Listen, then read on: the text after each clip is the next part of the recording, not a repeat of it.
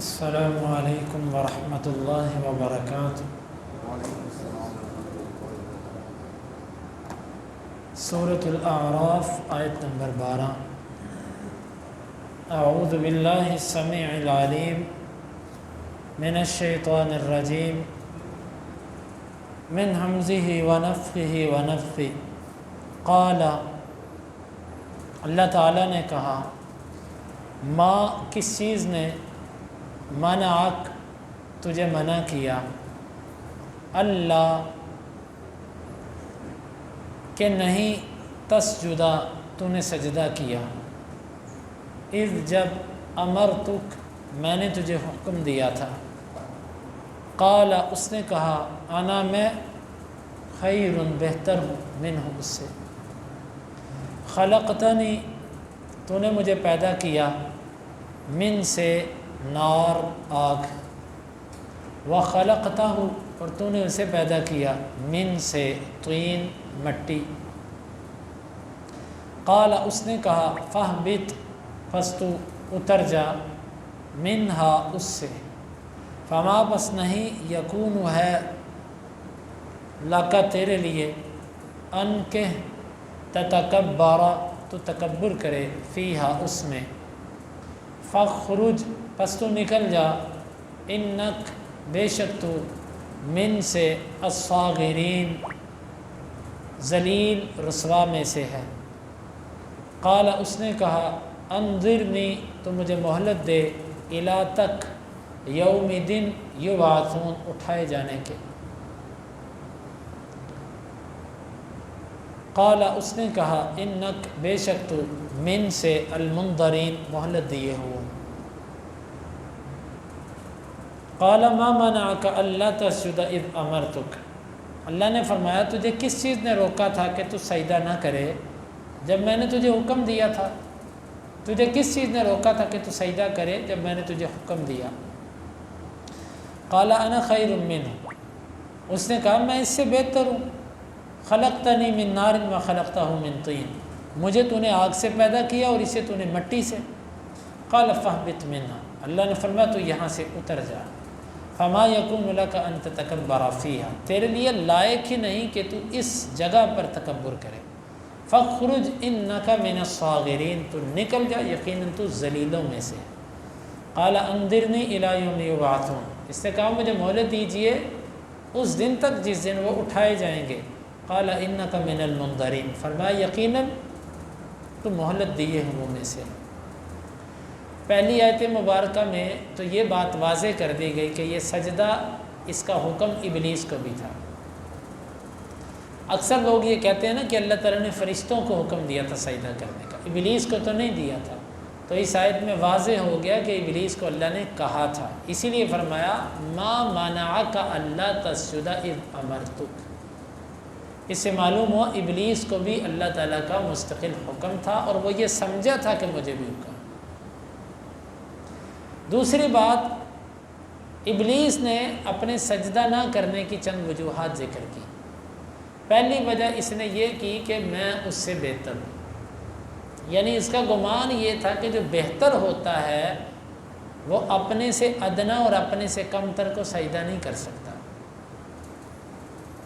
تو میں اس سے بہتر ہوں اور یہ میرے سے کم تر ہے، تو یہ کیسے ہو سکتا ہے کہ بہتر اپنے سے کم تر کو سجدہ کرے۔ اس نے یہ تو دیکھا کہ میں بہتر ہوں اور آدم کمزور ہے، لیکن اس نے یہ نہ دیکھا کہ سجدے کا حکم دینے والا کون ہے۔ اگر اس نے یہ دیکھا ہوتا تو یہ کبھی بھی اس طرف نہ آتا، اس نے اس طرف سے آنکھیں بند کر لی اور کہا کہ تو نے، میں بہتر ہوں اور وہ ہلکا ہے۔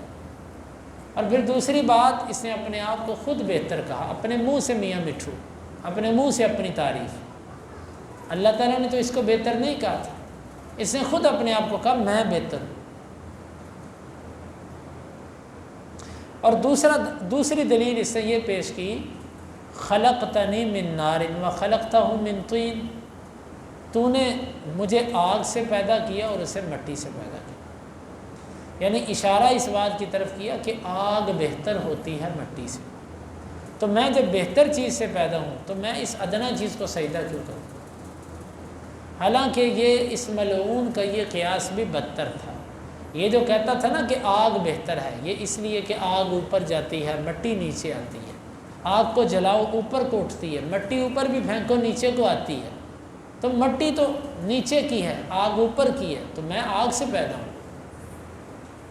حالانکہ اس کا یہ قیاس بھی باطل تھا، بات اوپر اور نیچے کی نہیں ہوتی، بات ہے کہ آگ میں افادیت زیادہ ہے کہ مٹی میں، مٹی کے اندر برداشت، مٹی کے اندر ثابت قدمی، اور مٹی کے اندر اور خدمت کا جذبہ، اور مٹی کے اندر بڑھنا، اور مٹی کے اندر کسی چیز کی پرورش کرنا، مٹی کے اندر بڑے فوائد ہیں۔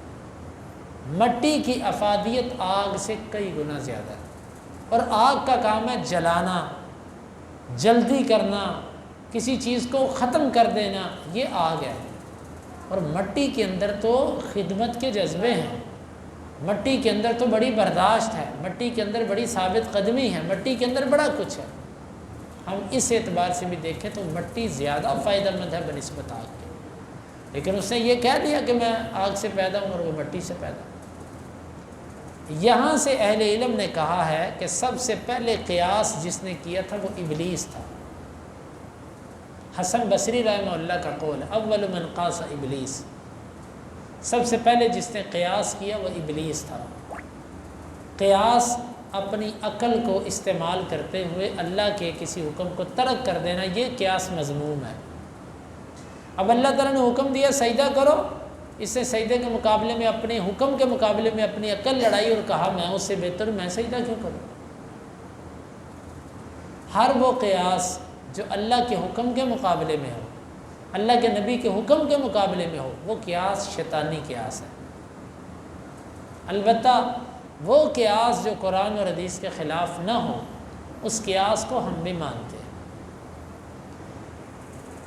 ایک قیاس کوئی ایسا پیش کرے جو قرآن و حدیث کے خلاف نہ ہو اور اہل حدیث نے اس کی مخالفت کی ہو، جاؤ 2 نہیں 4 نہیں 10 نہیں، ایک قیاس صرف وہ صحیح ہو، قرآن و حدیث کے خلاف نہ ہو اور اہل حدیث نے اس کی مخالفت۔ ہمیں کہتے ہیں نا قیاس کے منکر، ہم کہتے ہیں جس قیاس کے ہم منکر ہیں اس کا انکار کرنا ہی ایمان کا تقاضا ہے۔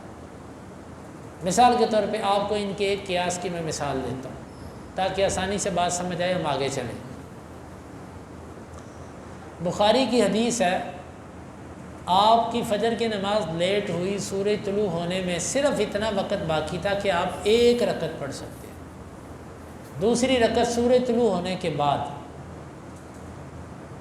حدیث کہتی ہے نماز شروع کر دو، 1 رکعت اگر سورج طلوع ہونے سے پہلے پڑھ لی، دوسری چاہے سورج طلوع ہونے کے درمیان اور اس کے بعد ہو، تمہاری نماز ہو گئی، ادا ہو گئی۔ اسی طرح عصر کی نماز تمہاری لیٹ ہوئی، اتنی لیٹ ہوئی کہ سورج ڈوبنے سے پہلے اگر تم 1 رکعت پڑھ سکتے ہو پوری، باقی 3 رکعتیں سورج ڈوبنے کے بعد، تو تب بھی عصر کی نماز شروع کر دو، اللہ قبول کرے گا، وہ ادا ہو گئی۔ سمجھ آ گئی؟ فجر اور عصر پہ۔ اب انہوں نے کہا کہ جی عصر کی ہوتی ہے، فجر کی نہیں ہوتی، یہ صحیح بخاری کی حدیث ہے۔ ایک مثال پیش کر رہا ہوں، یہ کہتے ہیں عصر کی ہو جائے گی، فجر کی نہیں ہوگی۔ اللہ کے نبی تو کہتے ہیں ہو جائے گی، کہتے ہیں نہیں ہوگی۔ اچھا کیوں نہیں ہوگی؟ کہتے ہیں سورج طلوع ہونے سے پہلے جو فجر کا وقت ہے نا، وہ کامل وقت ہے، اس میں جو بھی نماز پڑھے گا وہ ادا ہے، اور سورج طلوع ہونے کے بعد جو وقت ہے وہ ناقص وقت ہے۔ ایک نماز کامل وقت میں شروع کی، ناقص وقت میں ختم کی، یہ درست نہیں ہے۔ کامل میں شروع کر کے کامل میں ختم کرے یہ ٹھیک ہے، ناقص وقت میں شروع کر کے ناقص وقت میں کرے یہ بھی ٹھیک ہے، کامل میں شروع کر کے ناقص میں ختم کرے یہ ٹھیک نہیں ہے، فجر نہیں ہوئی۔ اچھا بھی اس پہ تمہارے پاس کوئی دلیل ہے؟ نہیں، دلیل کوئی نہیں، بس عقل ہے۔ عصر کی ہوگی، عصر کی کیوں ہوئی؟ کیونکہ عصر کا وقت اس وقت ختم ہو جاتا ہے جب سورج زرد ہو جائے، جب سورج زرد ہو جائے۔ تو سورج ڈوبنے سے پہلے بھی وہ زرد ہی ہوتا ہے، وہ تو ناقص وقت ہے جب اس سے نماز شروع کی، اور سورج ڈوبنے کے بعد بھی وقت ناقص ہے۔ جو ناقص میں شروع کی، ناقص میں ختم کی وہ ٹھیک، اور جو کامل میں شروع کی اور ناقص میں ختم کی وہ نہیں ٹھیک۔ اب آپ دیکھیں، ایک حدیث ہے بخاری کی، صحیح حدیث ہے، آدھی کو مانا آدھی کو نہیں مانا. کیوں؟ آدھی قیاس کے مطابق اس کو لے لیا، آدھی قیاس کے خلاف اس کو ترک کر. اسی لیے ہم کہتے ہیں کہ ہر وہ قیاس جو قرآن و حدیث کے خلاف ہو، جو اللہ کے نبی صلی اللہ علیہ وسلم کے فرامین کے خلاف ہو، یہ قیاس ابلیسی قیاس ہے، ہم اس کو تسلیم نہیں کرتے. ہاں وہ قیاس جو کتاب و سنت کے مطابق ہے، قرآن و حدیث کے خلاف نہیں ہے. ایک مثال پیش کریں کہ ہم نے کبھی اس کی مخالفت کی. چلیں آگے چلیں. قال فاہبط منہا، اس کے ان تکبرانہ بول کی بنا پر اللہ تعالیٰ نے اس سے کہا کہ تو یہاں سے اتر جا یہاں سے. تو نے میری بات کا خیال ہی نہیں کیا. تیرے لیے تیری جیسی اوقات والے کو یہ لائق ہی نہیں کہ تو تکبر کرے. حدیث کے اندر آتا ہے، حدیث قدسی، اللہ تعالیٰ فرماتے ہیں الکبر ردائی والعظمت ازاری. تکبر میری چادر ہے اور عظمت میرا ازار ہے. جس نے ان دونوں چیزوں میں سے کوئی ایک چیز بھی میرے سے جھگڑا کیا اس میں، یعنی میرے سے کہا کہ میں بھی ایسے ہوں، فرمایا میں اس کو جہنم کے اندر پھینک دوں. تکبر اللہ تعالیٰ کی ذات کو لائق ہے، اس کے سوا کسی کو تکبر زیب نہیں دیتا. اللہ نے فرمایا تیرے لیے لائق ہی نہیں کہ تو تکبر کرے، نکل جا یہاں سے، اس مرتبے سے اتر جا، اس جگہ سے اتر جا. فخرج انک من الصاغرین، تو تکبر کر کے اپنے آپ کو بڑا کر رہا ہے، جا تو ذلیل ہے، تو ذلیل ہے. دیکھیں انسان کی عزت اللہ کی اطاعت میں ہے، اگر اللہ کی اطاعت نہیں تو ذلت ہے. ابلیس کو اللہ نے ذلیل نہیں کہا جب تک اللہ کی اطاعت میں رہا، جب اللہ کی اطاعت سے نکلا تو ذلیل ہو گیا. میں اور آپ جب تک اللہ کی اطاعت میں ہیں عزت سے ہیں، جب اللہ کی اطاعت سے نکلیں گے ذلت ہمارے ماتھے کا جھومر ہو. آپ شاید سمجھتے ہو کہ دنیا داروں کو بڑی عزت ملی ہوئی ہے، یہ آپ کی سوچ ہے، دور کے ڈھول سہانے. آپ قریب جائیں گے نا تو آپ کو حقیقت کا پتہ چلے گا. ان لوگوں کے پاس عزت نہیں ہے. عزت آپ دیندار لوگوں کے پاس ہے، عزت اللہ تعالیٰ کی اطاعت کے اندر ہے. رب کی نافرمانی کر کے کسی کو عزت نہیں مل سکتی. قال انظرنی الی یوم یبعثون، جب یہ مایوس ہو گیا بجائے اس کے کہ یہ اپنی غلطی کا اعتراف کرتا. دیکھیں اصل کا بڑا اثر ہوتا ہے، مزاج کا بڑا اثر ہوتا ہے. یہ آگ سے پیدا تھا نا، اس کے مزاج میں آگ جیسی تیزی تھی، اور آدم مٹی سے پیدا تھا، اس کے مزاج میں تواضع اور عاجزی تھی. اس نے غلطی کر کے رب سے معافی مانگ لی، اس نے غلطی کر کے اکڑ گیا. اب میں اور آپ دیکھیں کہ ہم کس کی اولاد ہیں، ہمارا عمل کس کی طرف ہے. ہمارا عمل ابلیس جیسا ہے کہ آدم جیسا ہے. اپنی غلطیاں کرنے کے بعد اللہ تعالیٰ ہمیں اپنے اعمال کی اصلاح کرنے کی توفیق عطا فرمائے. اللہ نے فرمایا کہ یہ کہنے لگا مجھے مہلت دو. کب تک؟ جب تک لوگ اٹھائے نہیں جاتے. جس دن لوگ اٹھائے جائیں گے اس دن تک تو نے مجھے کچھ نہیں کہا. اللہ نے فرمایا انک من المنظرین، جا تو مہلت دی ہے ان میں سے، تجھے مہلت دے دی. اب مہلت لینے کے بعد اس نے کیا کہا وہ انشاءاللہ العزیز آئندہ درس کے اندر اللہ تعالیٰ سے دعا ہے ان آیات کو سمجھنے کی اور عمل کی توفیق عطا فرمائے.